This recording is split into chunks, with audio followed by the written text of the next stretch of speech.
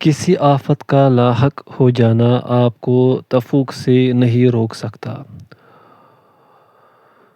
اوقات شمارہ 10,262 مورکا 7/4/1415 ہجری کے ذمہ ماہ میں ایک نابینا ادیب کا انٹرویو شائع ہوا ہے جس کا نام محمود بن محمد المدنی ہے۔ انہوں نے ادب کی کتابیں دوسروں کی آنکھوں سے پڑھی، تاریخ کی کتابوں، مجلات، ششماہی رسالوں اور اخبارات کا مطالعہ کیا۔ ایسا بھی ہوتا کہ ایک دوسرے کو پڑھ کر سنتے سناتے رات کے 3 بھی بج جاتے۔ پھر وہ زمانہ آیا کہ یہ صاحب علم و فن، علم و ادب اور صحافت کے میدان میں مرجع خلائق ہو گئے۔ مصطفیٰ امین نے الشرق الاوسط کے اپنے کالم فقرہ کے تحت لکھا، ظالموں کے ظلم، مکاروں کے مکر اور جابروں کے جبر پر صرف 5 منٹ صبر کر لو، کوڑا جلد ہی ٹوٹ جائے گا، بیڑیا کٹ جائے گی، محبوس باہر نکل آئے گا، اندھیرا چھٹ جائے گا، آپ بس صبر و انتظار کریں۔ شاعر کے بقول کتنی ہی مصیبتیں ہوتی ہیں جن سے آدمی دل تنگ ہو جاتا ہے، جبکہ اللہ کے یہاں اس سے خلاصی ملنے والی ہوتی ہے۔ ریاض میں میری ملاقات البانیہ کے مفتی اعظم سے ہوئی جنہیں کمیونسٹوں نے 20 سال تک قید بمشقت میں رکھا تھا۔ انہیں ٹارچر کیا جاتا، بھوکا پیاسا رکھا جاتا اور زد-و-کوب کیا جاتا۔ وہ 5 وقتہ نماز بھی پانی کی ٹنکی کے ایک گوشے میں پڑھتے تھے۔ ان ساری زیادتیوں کے باوجود انہوں نے صبر کیا، اللہ سے لو لگائی رکھی، حتیٰ کہ کشادگی پیدا ہوئی اور انہیں رہائی ملی۔ وہ اللہ کی نعمت اور فضل کے ساتھ لوٹے۔ نیلسن منڈیلا کی مثال بھی تازہ ہے، جو جنوبی افریقہ کے صدر بنے۔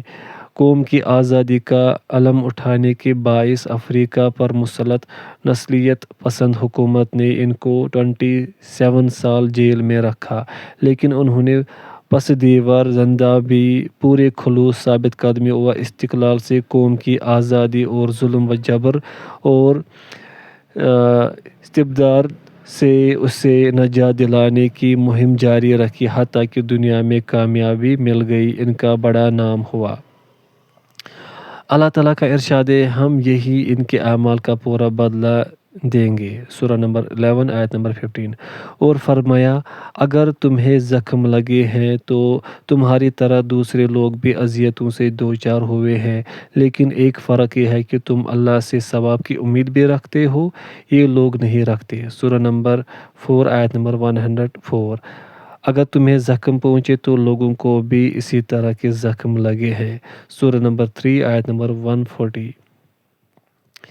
اسلام کو پہچان لیا تو غم کی کوئی بات نہیں۔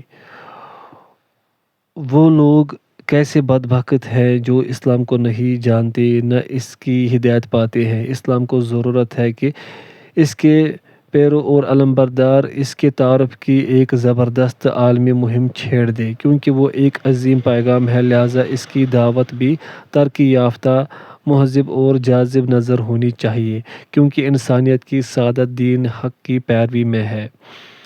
جو لوگ اسلام کے علاوہ دین چاہتے ہیں تو وہ ان سے قبول نہ کیا جائے گا۔ سورہ نمبر 3 آیت نمبر 85۔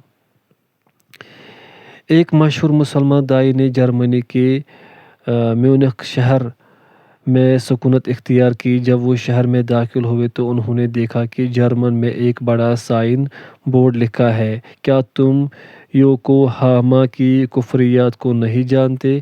اس داعی نے پاس میں ہی ایک اور سائن بورڈ لگا دیا اور اس پر لکھ دیا، کیا آپ اسلام کو نہیں جانتے؟ اگر اس کی معلومات چاہتے ہیں تو فلاں فلاں فون نمبر پر رابطہ کریں۔ اس کے بعد تو جرمنی کے طول و عرض سے فون ان پر ٹوٹ پڑے، حتیٰ کہ ان کے ہاتھ پر 1 سال کے اندر اندر 1 لاکھ سے زیادہ جرمن مسلمان ہو گئے، جن میں مرد و عورت دونوں تھے۔ انہوں نے ایک مسجد، ایک اسلامی مرکز اور ایک درسگاہ بنائی۔ انسانیت حیران و سرگشتہ ہے، اس کو اس عظیم دین کی ضرورت ہے جو اسے امن و اطمینان اور سکون دے سکے۔ اللہ اس کے ذریعے ہدایت دیتا ہے ان کو جو اس کی خوشنودی چاہتے ہیں، سلامتی کے راستے دکھاتا ہے اور انہیں اندھیروں سے نکال کر اجالا دکھاتا ہے اور انہیں صراط مستقیم کی ہدایت دیتا ہے۔ سورہ نمبر 5 آیت نمبر 16۔ ایک بزرگ کا کہنا ہے کہ میں نہیں سمجھتا کہ دنیا میں کوئی ہے جو غیر اللہ کی عبادت کرتا ہو، لیکن اللہ نے فرمایا، میرے بندوں میں کم لوگ ہیں جو شکر گزار ہو، اور اگر تم لوگوں کی اکثریت کی بات ماننے لگو تو تمہیں اللہ کے راستے سے بھٹکا دیں گے۔ یہ ظن و گمان کی پیروی کرتے ہیں۔ زیادہ تر لوگ ایمان لانے والے نہیں ہیں، اگرچہ تمہیں اس کی آرزو ہو۔ ایک عالم نے مجھ سے بیان کیا کہ ایک سوڈانی مسلمان بادیہ سے راجدھانی خرطوم آیا۔ ان دنوں انگریزی استعمار کا دور تھا۔ وسط شہر میں ایک برطانوی ٹریفک مین کو دیکھ کر لوگوں سے پوچھا، یہ کون ہے؟ انہوں نے جواب میں بتایا کہ یہ کافر ہے۔ کہنے لگا، یہ کس کا کفر کرتا ہے؟ لوگوں نے کہا، اللہ کا۔ اس نے کہا، کیا کوئی اللہ کا کفر بھی کر سکتا ہے؟ اپنے پیٹ پر ہاتھ رکھ کر کائی کی جو دیکھا اور سنا تھا اس پر نعوذ باللہ پڑھتا ہوا بادیہ کی طرف لوٹ آیا۔ انہیں کیا ہوا؟ یہ ایمان نہیں لاتے۔ اسماعی کہتے ہیں کہ ایک اعرابی نے کسی قاری کو پڑھتے سنا، فَهُوَ رَبُّ السَّمَاءِ وَالْأَرْضِ إِنَّهُ لَحَقٌّ مِثْلُ مَا أَنَّكُمْ تَنطِقُونَ۔ زمین و آسمان کے رب کی قسم، وہ ایسے ہی حق ہے جیسے تمہارا بولنا۔ اعرابی یہ سن کر بولا، سبحان اللہ، اللہ تعالیٰ کو کس نے قسم کھانے پر مجبور کر دیا؟ یہ حسن ظن ہے اور اللہ تعالیٰ کے احسان اور لطف و کرم اور رحمت کی امید ہے۔ صحیح حدیث میں یہ بھی آیا ہے کہ نبی کریم صلی اللہ علیہ وسلم نے فرمایا، یضحک ربنا۔ ایک اعرابی بولا، ہمارا رب ہمیشہ رہے جو خیر کی ہنسی ہنستا ہے۔ وہی ہے جو بارش نازل فرماتا ہے جبکہ لوگ اس سے مایوس ہو جاتے ہیں۔ بلا شبہ تمہارے رب کی رحمت محسنین سے قریب تر ہے۔ جان لو کہ اللہ کی نصرت جلد ہی آنے والی ہے۔ جو شخص لوگوں کی سوانح اور تذکرہ رجال کا مطالعہ کرے گا وہ ان سے کئی مسلمات سیکھے گا۔ مثلاً پوائنٹ فرسٹ، انسان کی قدر و قیمت اس کے اچھے عمل میں ہے۔ یہ حضرت علی رضی اللہ عنہ کا قول ہے۔ مفہوم یہ ہے کہ انسان کی صورت اس کے روپ یا منصب سے اس کی پہچان نہیں ہوتی، اس کی امتیازی شان تو اس کے علم، ادب، عبادت، کرم اور اخلاق ہے۔ اللہ تعالیٰ نے فرمایا، اس نے منہ بنایا اور تیوری چڑھائی، اس وجہ سے اس کے پاس اندھا آ گیا۔ سورہ نمبر 80 آیت نمبر 1-2۔ ایمان والا غلام آزاد مشرک سے بہتر ہے اگرچہ تمہیں مشرک اچھا لگے۔ سورہ نمبر 2 آیت نمبر 221۔ پوائنٹ سیکنڈ، جتنی انسان کی ہمت، قربانی، اس کا اہتمام اور انفاق فی سبیل اللہ ہوگا، اتنی ہی اس کی قیمت ہوگی۔ بلندی یوں ہی نہیں مل جاتی۔ بلندی کوئی کھجور نہیں۔ اگر یہ نکلنے کا ارادہ کرتے تو اس کے لیے ضروری تیاری کر لیتے۔ اللہ کے راستے میں جہاد کرو جتنا کہ جہاد کا حق ہے۔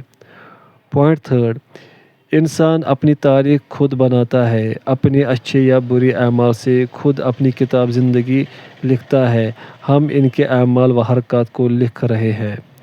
پوائنٹ فورتھ، انسان کی عمر تھوڑی سی ہوتی ہے، اس کی زندگی جلد ہی ختم ہو جاتی ہے، اجرت میں چلی جاتی ہے، تو گناہوں، تفکرات اور رنج و الم سے اس کو اور کم نہ کرے۔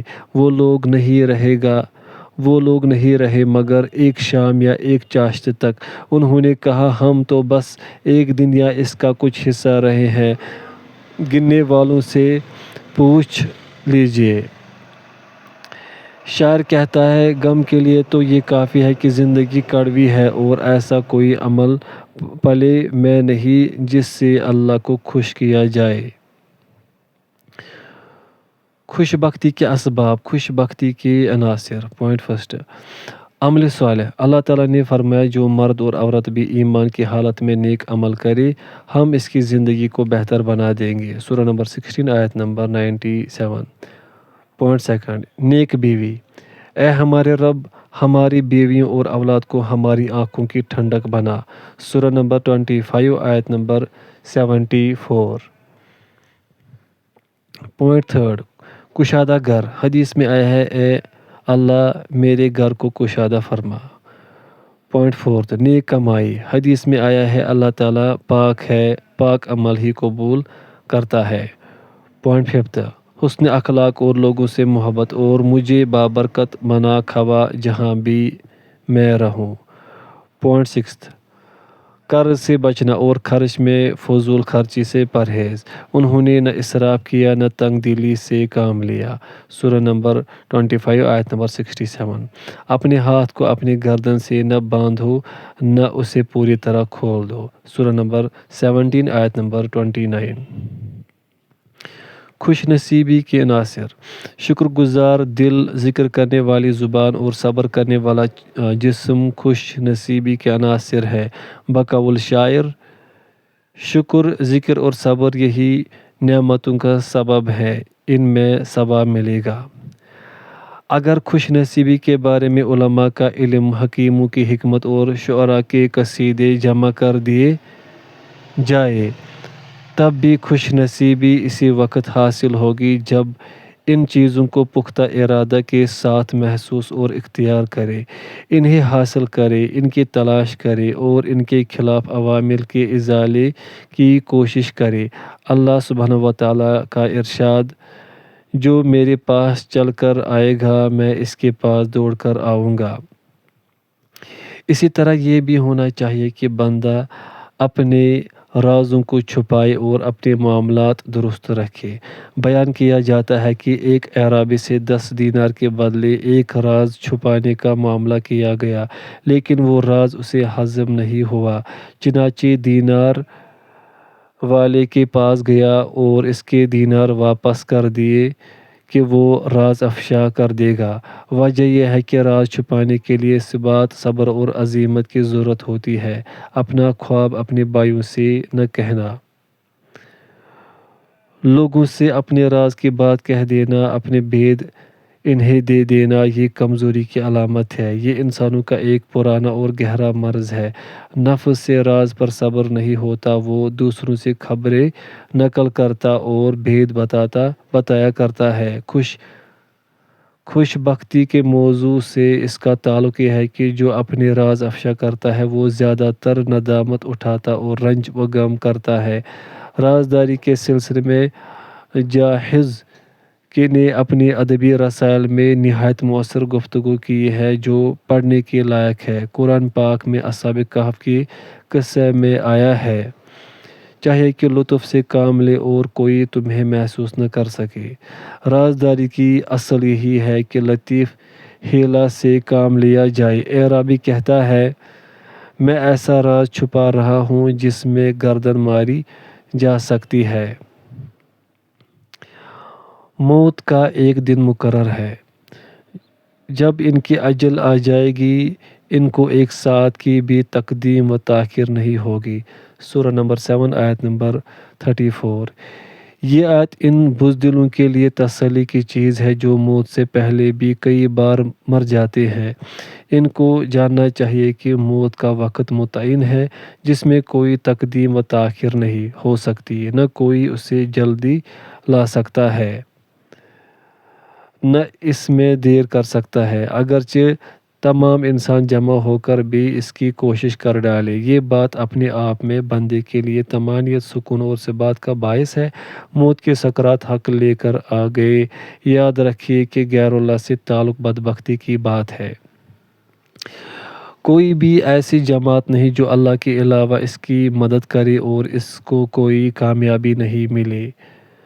ذہبی کی سیر اعلام النبلاء 23 جلدوں میں ہے، جس میں انہوں نے علماء، مشاہیر، خلفاء بادشاہان، امراء، وزراء، ثروت مندوں اور شعراء کی حالات لکھی ہیں۔ اس کتاب کے مطالعہ سے آپ دو خاص حقیقتیں پائیں گے۔ نمبر ایک یہ کہ جو شخص بھی اللہ کو چھوڑ کر مال، اولاد، منصب، شاہی وغیرہ سے چپکا، اللہ نے اسے اسی چیز کے حوالے کر دیا اور یہ اس کی بدبختی، بدنصیبی، حرمان اور عذاب کا باعث بن گئی۔ یہ لوگ راستہ سے روکتے ہیں اور سمجھتے ہیں کہ وہ ہدایت پر ہے۔ فرعون اور اس کی سلطنت، قارون اور اس کا خزانہ، امیہ بن خلف اور اس کی تجارت، ولید اور اس کے بیٹے سب اس کی مثال ہے۔ مجھے چھوڑ دو اور اسے جسے میں نے تنہا پیدا کیا۔ ابو جہل اور جاہ و مرتبہ، ابو لہب اور اس کا نسب، ابو مسلم اور اقتدار، متنبی اور شہرت، حجاج اور اس کا استکبار، ابن الفرات اور اس کی وزارت کو مثال میں پیش کیا جا سکتا ہے۔ دوسری طرف وہ لوگ ہیں جنہوں نے اللہ کا دامن تھاما، اس کے لیے عمل کیا، اس کی قربت چاہی تو اسے اللہ نے عہدہ اور نسب، مال و اولاد اور کنبہ وغیرہ کے بغیر عزت و رفعت عطا کی۔ بلال رضی اللہ عنہ اور ان کی اذان، سلمان رضی اللہ عنہ اور فکر آخرت، صہیب رضی اللہ عنہ اور ان کی قربانی، عطا اور ان کا علم اس کی مثالیں ہیں۔ اللہ نے کفر کرنے والوں کا کلمہ نیچا کر دیا اور اللہ کا کلمہ بلند ہو کر رہا۔ سورہ نمبر 9 آیت نمبر 40۔ یا ذوالجلال والاکرام کا کثرت سے ورد کرو۔ صحیح حدیث سے یہ بھی ثابت ہے کہ آپ صلی اللہ علیہ وسلم نے فرمایا، یا ذوالجلال والاکرام کو لازم پکڑ لو، کثرت سے اس کا ورد کرو، اسی کی طرح بلکہ اس سے بھی بڑھ کر ہے۔ یا حی یا قیوم، یہ بھی کہا گیا ہے کہ یہ اللہ رب العالمین کا اسم اعظم ہے کہ اس نام سے اسے پکارا جائے تو وہ دعائیں قبول کرتا ہے اور مانگا جائے تو دیتا ہے۔ بندہ کو اس کے ذریعے ندا دینی چاہیے، اسی نام سے پکارے، فریاد کرے اور اسے لازم کر لے تاکہ کشادگی و فراخی اور کامیابی و کامرانی نصیب ہو۔ جب تم اپنے رب سے فریاد کر رہے تھے تو اس نے تمہاری فریاد سنی۔ مسلمان کی زندگی میں 3 دن عید کی مثل ہیں۔ ایک وہ دن جس میں فرائض جماعت سے ادا کرے، معاصی سے بچے، اللہ اور رسول کی آواز پر لبیک کہو جب وہ بلائے۔ ایک وہ دن جب اپنے گناہ سے توبہ کرے، معصیت سے پھر آئے، اپنے رب کی طرف لوٹے، پھر اللہ تعالیٰ ان کی طرف متوجہ ہوا کہ وہ توبہ کر لے۔ ایک وہ دن جب وہ حسن خاتمہ اور نیک عملی کے ساتھ اپنے رب سے ملاقات کرے۔ جو شخص اللہ سے ملنا چاہتا ہے، اللہ تعالیٰ اس سے ملاقات پسند کرتا ہے۔ بقول شاعر، میں نے اپنی آرزوؤں کو 2 چیزوں کی خوشخبری دی، ایک گھر کی بشارت دی جو دنیا ہے اور ایک دن کی جو زمانہ ہے۔ صحابہ کرام رضی اللہ عنہم کی سیرت کو پڑھ کر میں نے ان کی زندگی کے 5 امتیازات پائے جو صرف انہی کا خاصہ تھا۔ نمبر 1، ان کی زندگی میں سادگی، آسانی اور عدم تکلف تھا۔ وہ چیزوں کو سادگی سے لیتے، ان میں تشدد، بال کی کھال نکالنے اور کھود و کرید کی عادت نہ تھی۔ ہم تمہارے لیے آسان زندگی مہیا کر دیں گے، سورہ نمبر 87 آیت نمبر 8۔ دوسرے، ان کا علم بڑا اور بابرکت تھا اور علم کے ساتھ عمل تھا، اس میں فضولیات، حاشیہ آرائی، کثرت کلام، جھاگ اور پیچیدگی کی گنجائش نہ تھی۔ اللہ سے اس کے بندوں میں علم والے ہی ڈرتے ہیں، سورہ نمبر آیت نمبر 35، سورہ نمبر 35 آیت نمبر 28۔ تیسرے یہ کہ قلب کے اعمال ان کے ہاں جسمانی اعمال سے برتر تھے، اس لیے ان کے ہاں اخلاص، انابت، توکل، محبت، اللہ کی خشیت، اس کا خوف اور اس کی رغبت تھی، جبکہ ان کے ہاں نفل نمازوں اور روزہ وغیرہ میں زیادہ تشدد نہ تھا، بلکہ ظاہری نوافل میں تو بعض تابعین بھی ان سے زیادہ تشدد برتتے تھے۔ ان کے دلوں میں جو کچھ تھا وہ اللہ نے جان لیا، سورہ نمبر 48 آیت نمبر 18۔ چوتھی چیز، دنیا اور اس کی متاع سے بیزاری، کم سے کم تعلق اور اس کی سجاوٹ اور آرائشوں سے اعراض تھا۔ آلائش زندگی سے دوری نے ان کو راحت، سعادت، طمانینت اور سکینت بخشی تھی۔ جو شخص ایمان کے ساتھ آخرت کو چاہے اور اس کے لیے کوشش کرے تو ایسے ہی لوگ کامیاب ہیں۔ سورہ نمبر 17 آیت نمبر 19۔ پانچویں چیز یہ تھی کہ ان کے ہاں دوسرے اعمال صالحہ پر جہاد کو غلبہ حاصل تھا، حتیٰ کہ جہاد ان کا شعار، ان کی پہچان اور علامت بن گیا۔ جہاد کے ذریعے ہی انہوں نے اپنے تفکرات، ہموم و احزان اور الجھنوں پر قابو پا لیا، کیونکہ جہاد بیک وقت ذکر، عمل، انفاق اور حرکت سبھی کچھ ہے۔ اللہ کے راستے میں جہاد کرنے والا سب سے بڑا خوش نصیب اور سب سے زیادہ مطمئن اور پاکیزہ نفس والا ہوتا ہے۔ جو لوگ ہمارے راستے میں جہاد کرتے ہیں، ہم انہیں اپنے راستہ کی ہدایت دیتے ہیں، بلا شبہ اللہ نیکوکاروں کے ساتھ ہے۔ سورہ نمبر 29 آیت نمبر 69۔ قرآن کریم ایسے حقائق اور سنن حیات کا گنجینہ ہے جنہیں نہ زوال ہے نہ تبدیلی۔ انسان کی خوش نصیبی اور اطمینان قلب سے جو حقائق جڑے ہیں یہاں ان کا ذکر کرتے ہیں۔ ان سنن ثابتہ میں یہ ہے کہ جو اللہ سے مدد چاہے گا اللہ اس کی مدد کرے گا۔ اگر تم اللہ کی مدد کرو گے تو وہ تمہاری مدد کرے گا اور تمہیں ثابت قدمی عطا کرے گا۔ جو اس سے مانگے گا وہ دے گا۔ مجھے پکارو میں تمہاری پکار سنوں گا۔ جو اس سے مغفرت چاہے گا اللہ اسے معاف کر دے گا۔ بار الہی مجھے معاف فرما تو اس نے اسے بخش دیا۔ جو اس سے توبہ کرے گا اس کی توبہ قبول کرے گا۔ وہی ہے جو اپنے بندوں کی توبہ قبول کرتا ہے۔ جو اس پر بھروسہ کرے گا وہ اس کے لیے کافی ہو جائے گا۔ جو اللہ پر توکل کرے گا تو وہ اس کے لیے کافی ہوگا۔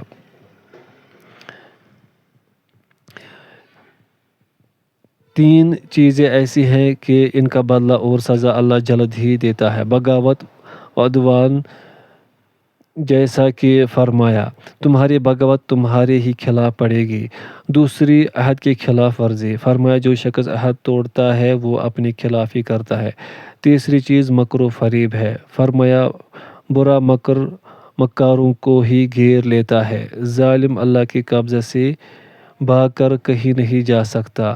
فرمایا ان کے گھر دیکھو، ان کے ظلم کی وجہ سے اوندھے منہ پڑے ہیں۔ یاد رکھیں کہ عمل صالح کا نتیجہ جلد بھی ملتا ہے، دیر میں بھی، کیونکہ اللہ تعالیٰ معاف فرمانے والا اور شکر قبول کرنے والا ہے۔ تو اللہ نے ان کو دنیا کا ثواب اور آخرت کا اچھا انجام عنایت کیا۔ جو لوگ اللہ کی اطاعت کرتے ہیں وہ ان سے محبت رکھتا ہے۔ تو میری اتباع کرو، اللہ تم سے محبت کرے گا۔ جب بندہ کو یہ معلوم ہو جاتا ہے تو وہ خوش ہوتا ہے، کیونکہ اس کا معاملہ اس رب کے ساتھ ہے جو روزی دیتا اور نصرت فرماتا ہے۔ اللہ ہی رازق ہے، نصرت اللہ کے پاس سے ہی آتی ہے، وہی توبہ قبول کرنے والا ہے، وہی تو رب اور رحیم ہے۔ وہ اپنے دوستوں کے دشمنوں سے انتقام لیتا ہے۔ ہم ہیں انتقام لینے والے، لہٰذا اللہ تعالیٰ ہی سب سے بڑا اور سب سے برتر ہے۔ کیا اس کا کوئی ہم نام تمہیں معلوم ہے؟